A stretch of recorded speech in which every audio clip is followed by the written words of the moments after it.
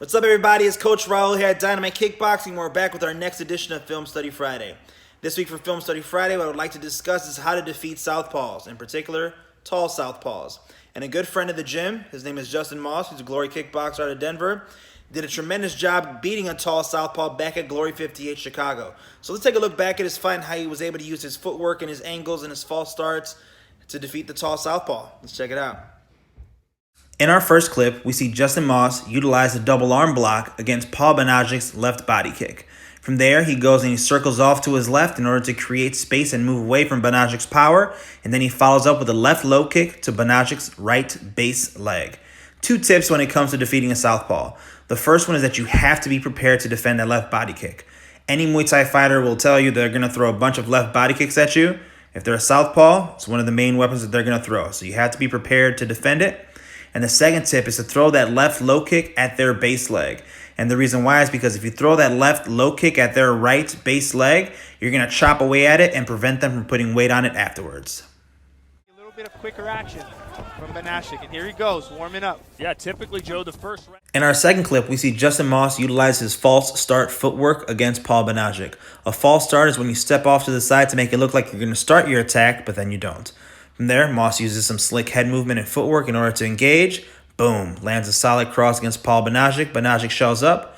Moss finishes off with some punches to the body. From there, Banajic attacks. Moss slips and he hits the huge overhand right and lands it clean on Paul Banajic. Lastly, he feints again and once again goes back to chopping that lead leg. Two more tips when it comes to beating a southpaw. Number one, you want to circle to your left as much as possible. And the reason why is because you want to move away from their power. You can also move to the right. There are circumstances where you can do that as well. But generally speaking, you want to circle to the left in order to get away from their power and put them in line with your power if you're an orthodox fighter.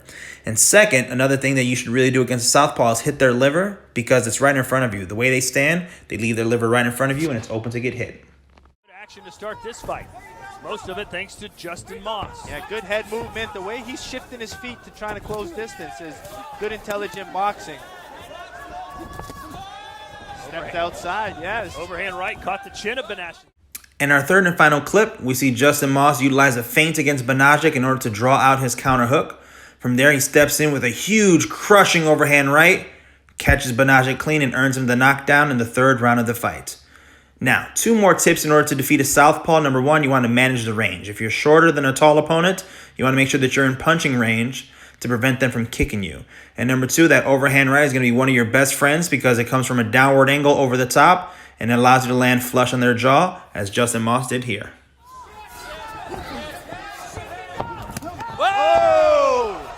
And there you have it, guys. Justin Moss was able to pull out the big victory against Paul Banajic back at Glory 58 Chicago. He uses footwork, he uses false starts, he uses feints, his fakes, angles, overhand rights, uppercuts, etc., to defeat his opponent.